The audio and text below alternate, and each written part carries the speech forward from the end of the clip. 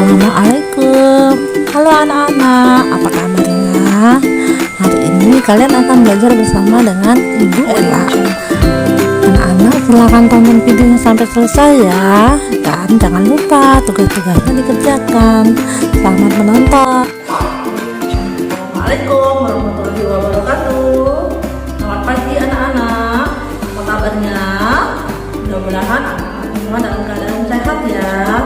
Sama seperti halnya ibu di sini juga mudah-mudahan dalam keadaan sehat. Bertemu lagi dengan ibu. Hari ini kita akan melanjutkan pembelajaran berikutnya. Sebelum kita memulai pembelajaran, ada baiknya kita berdoa dulu ya anak-anak. Doanya akan dipimpin oleh Pak Waras. من الشيطان الرجيم بسم الله الرحمن الرحيم الحمد لله رب العالمين الرحمن الرحيم مالك يوم الدين إياك نعبد وإياك نستعين اهدنا الصراط المستقيم صراط الذين أنعمت عليهم غير المغضوب عليهم ولا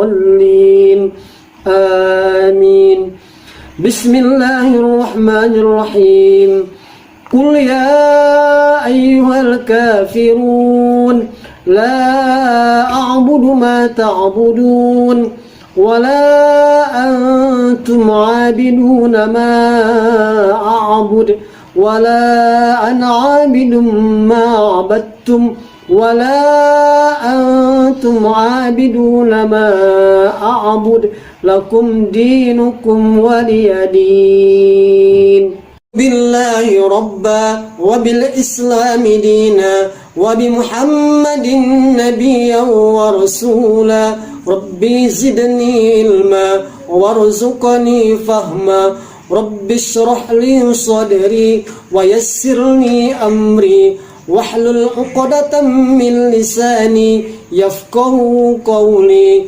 رب اغفر لي ولوالدي وارحمهما كما ربياني صغيرا صدق الله العظيم. Baik anak-anak, sudah selesai membaca doanya. Sekarang kalian buka buku kalian di halaman 109 ya. Nah, di sini ada sebuah teks, kita baca dulu ya anak-anak. Judulnya adalah Berjalan Sehat di Pagi Hari. Jalan kaki adalah salah satu jenis olahraga. Membiasakan jalan kaki bisa menyehatkan tubuh kita. Kita bisa membiasakan jalan kaki saat pagi. Berjalan kaki juga bisa melatih otot kaki. Nah, anak-anak untuk melatih otot kaki, anak-anak bisa membiasakan diri jalan kaki ya. Jalan kaki, olahraga jalan kaki. Kalian bisa jalan-jalan di sekitar lingkungan rumah atau di sekitar rumah kalian. Itu bisa menyehatkan tubuh kita. Sekarang kalian buka di halaman 110. Kita baca dulu ya. Setiap hari kita selalu membuang sampah. Sampah bisa menumpuk. Ada cara agar sampah tidak cepat menumpuk.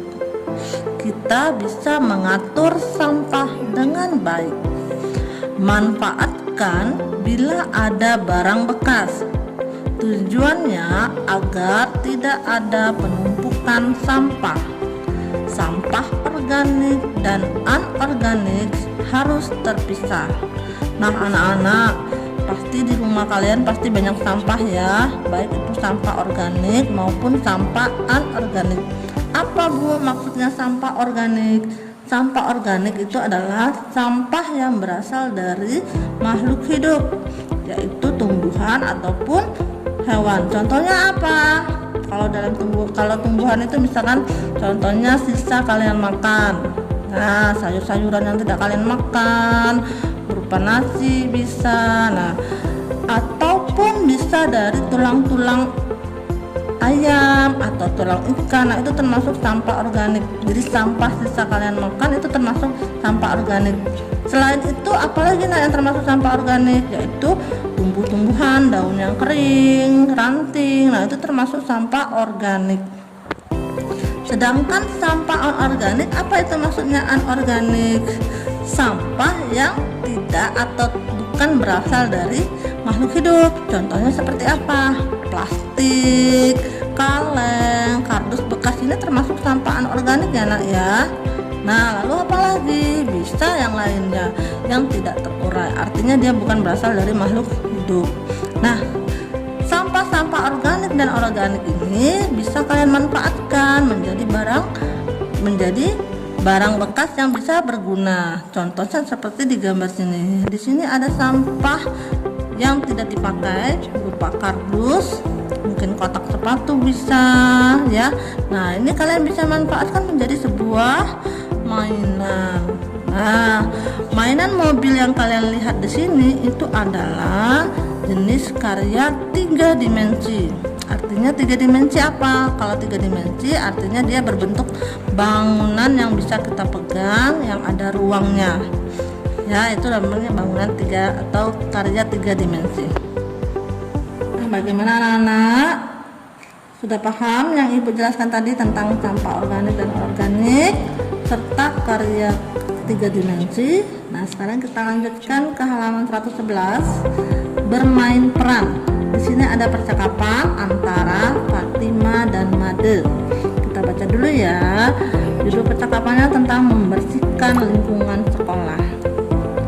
Pagi ini ada kerja bakti di sekolah.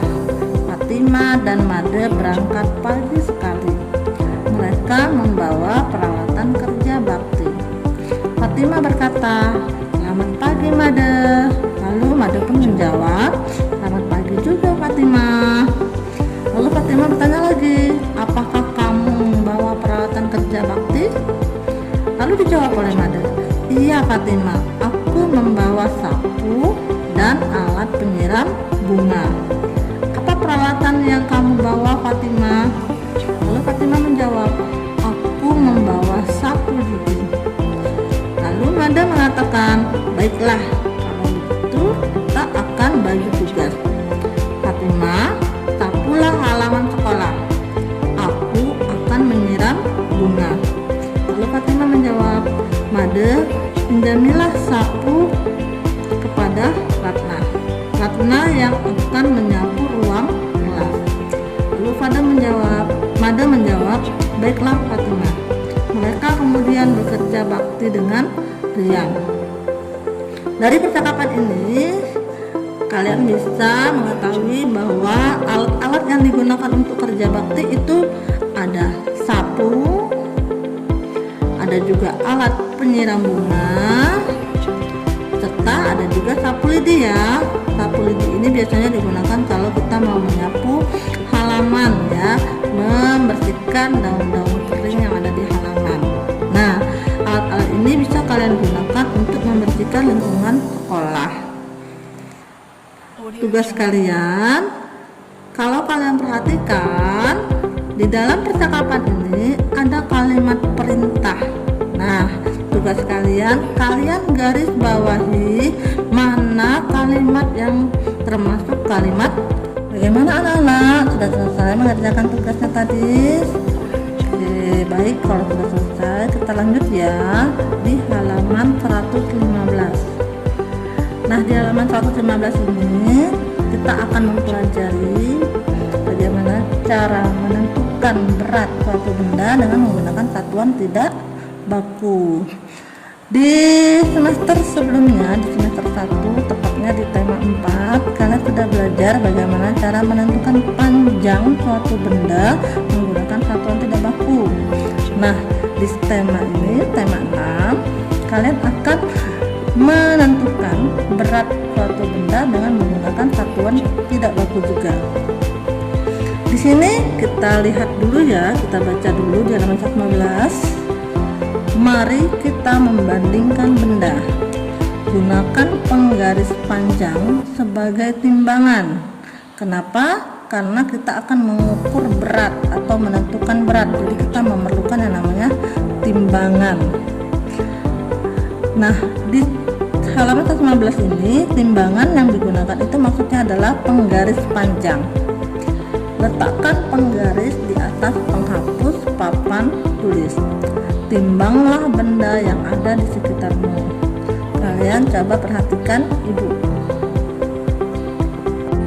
Nah, baik anak-anak, kalian perhatikan di sini ada Anton. Nah, Anton menggunakan penggaris panjang sebagai timbangan. Nah, ini penggaris panjangnya ya. Penggaris panjangnya ini sebagai timbangan, lalu letakkan penggaris di atas penghapus papan tulis. Nah, ibu punya penghapus papan tulis. Nah, letakkan sesuai dengan seperti gambar yang Anton tadi, letakkan penggaris pada penghapus papan tulis. Nah, ini adalah salah satu contoh cara menentukan berat suatu benda dengan menggunakan satuan tidak baku. Apa saja satuan tidak baku yang bisa digunakan? Bisa cangkir, botol, pensil, ataupun benda yang lainnya. Di sini ada soal, kita coba dulu ya.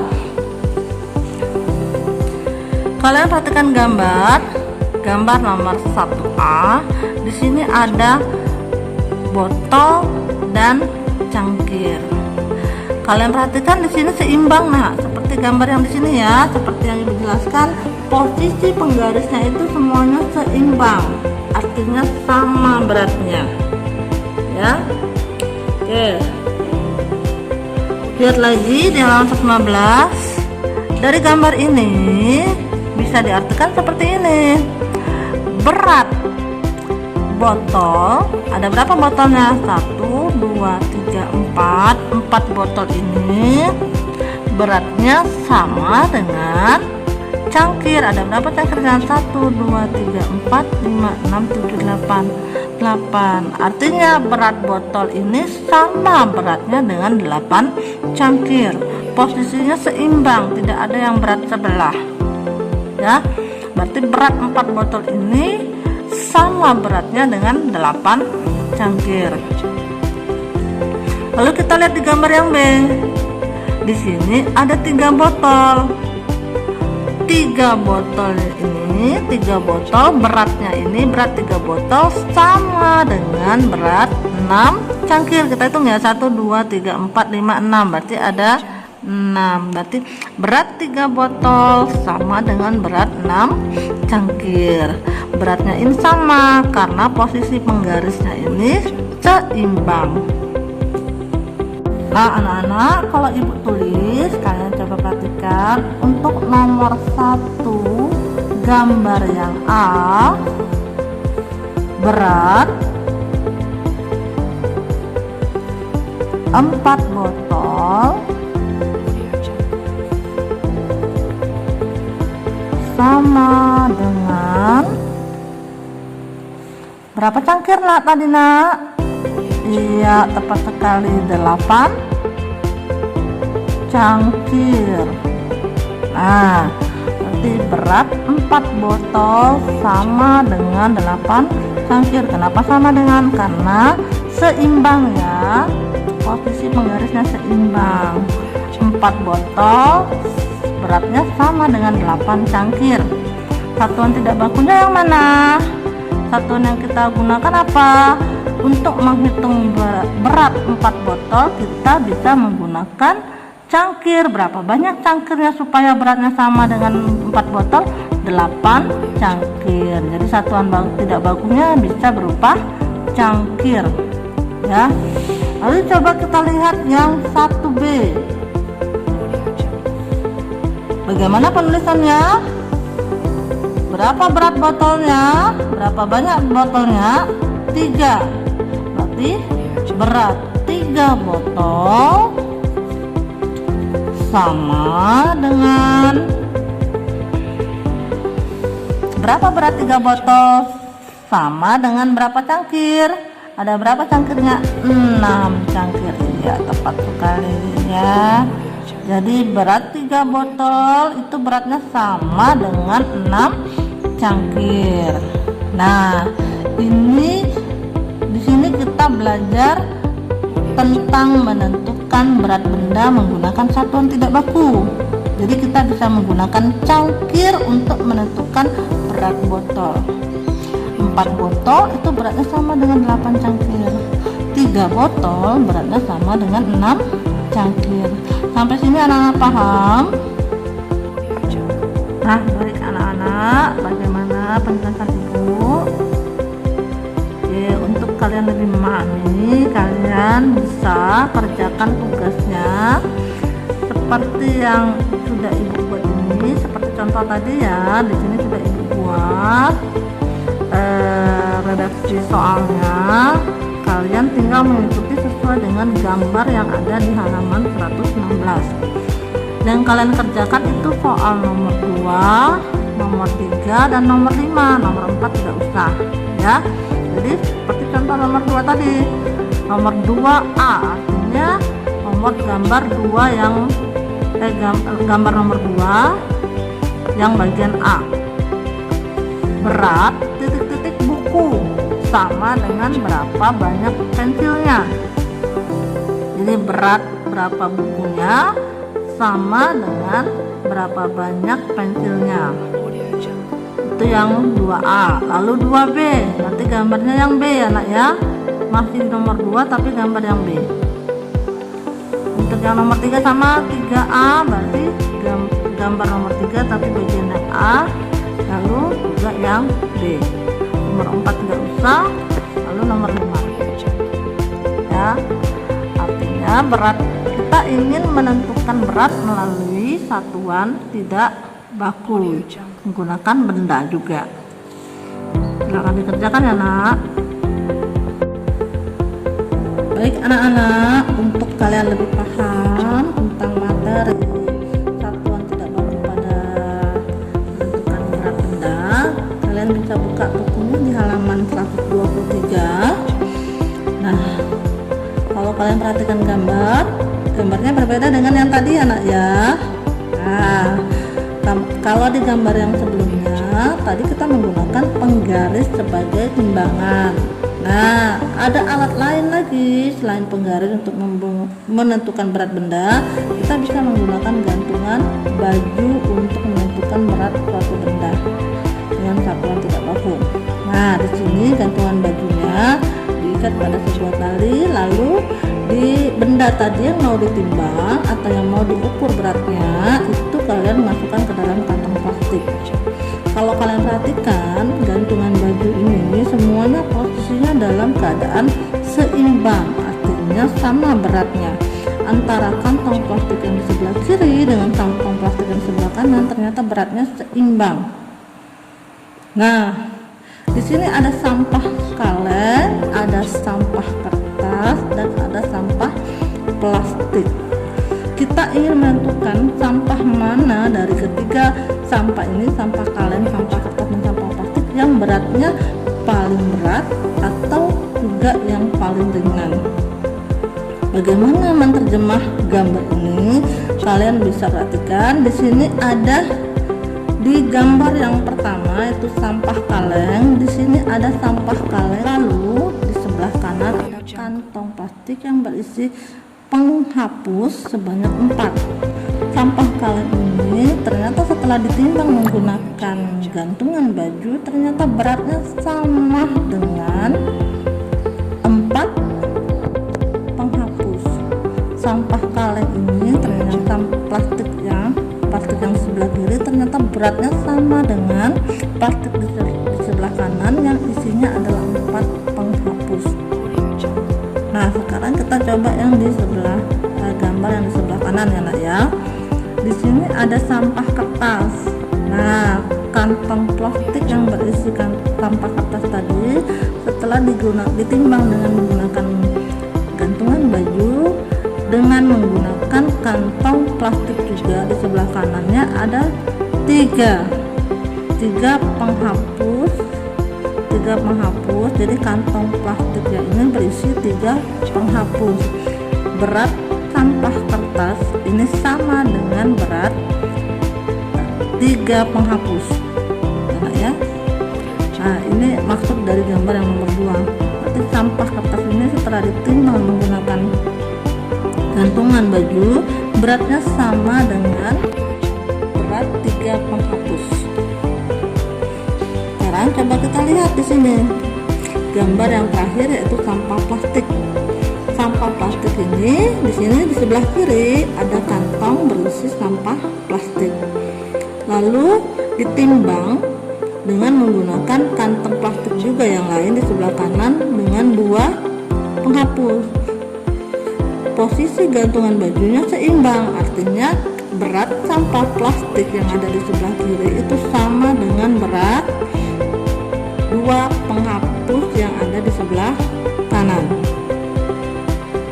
Nah, jadi kalau kalian lihat ternyata sampah kalian ini beratnya 4 penghapus, sampah kertas itu 3 penghapus, lalu sampah plastik itu 2 penghapus.